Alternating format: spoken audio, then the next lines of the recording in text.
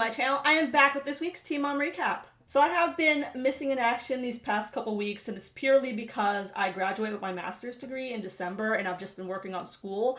And then also, these past 2 weeks in the Teen Mom universe, unless I'm missing out on some news, it's been extremely boring.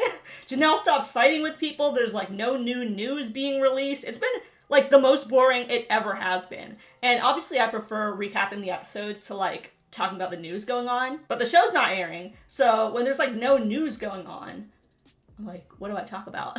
But anyway, I'm back this week. I hope to try to continue making a new video each week. I'm gonna do my best. So go ahead and subscribe. I post new videos almost every single week about all the news and the tea and the drama of Teen Mom. And let's go ahead and get started with this week's video. So first off, the Ashley's Reality Roundup reported that Kenleigh and David had their hearing to see if Kenleigh would get to extend her restraining order on him for a year. And the judge actually denied her request, saying that there was not enough evidence to show that David has been harassing Kenleigh. And the article says, David looked pleased, but Kenleigh was livid.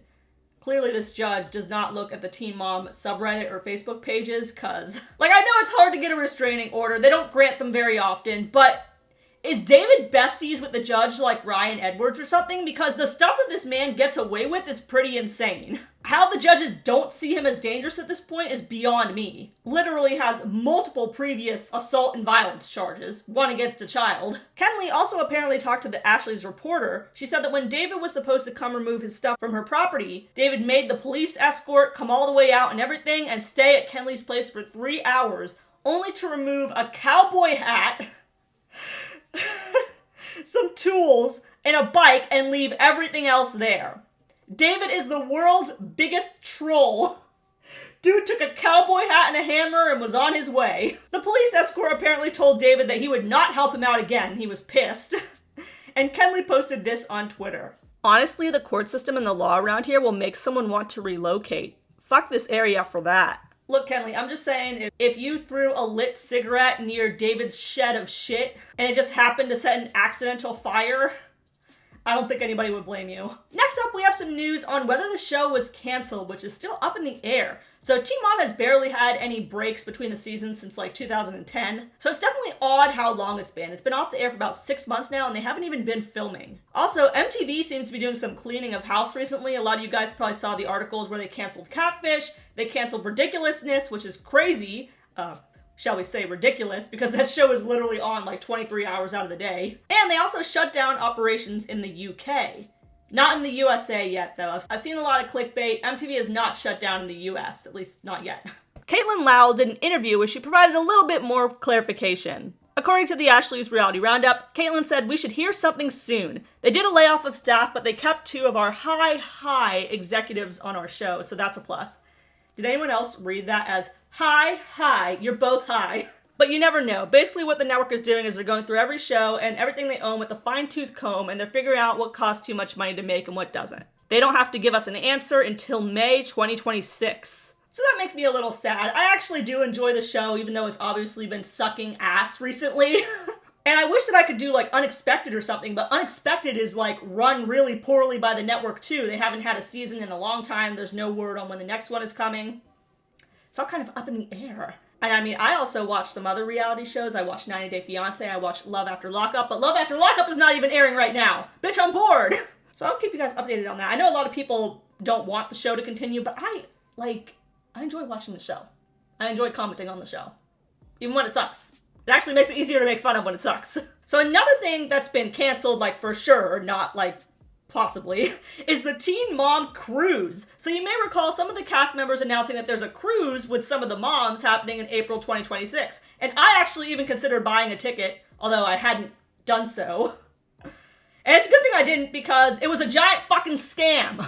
So this company called Showroom Travel was offering not just a Teen Mom cruise, but also a cruise with The Challenge, Floribama Shore, and other various D-level reality shows. And once again, the Ashley's Reality Roundup got some good tea on this. So Showroom Travel Agency said everyone on all future cruises will receive a 100% refund. We're refunding everything through disputes. And they're basically saying that they want you to like, report it as fraud through your credit card company, which is weird that a company would tell you to report them as fraud. And it's also like this, Like, it's just more effort that you have to put through. Even if they're promising that they're going to give you the refund right away if you report it as fraud, it's still like extra effort that you as the customer have to do. They should just immediately issue refunds. So that's a little shady right there. I'm really glad I did not buy a ticket. And apparently some of the cast members of The Challenge or one of those other shows I don't watch released this statement. It is with heavy hearts that Mark Long and I announced that we will not be attending this event. And all this, like, wordiness is basically saying that they didn't pay our asses, so we're not going.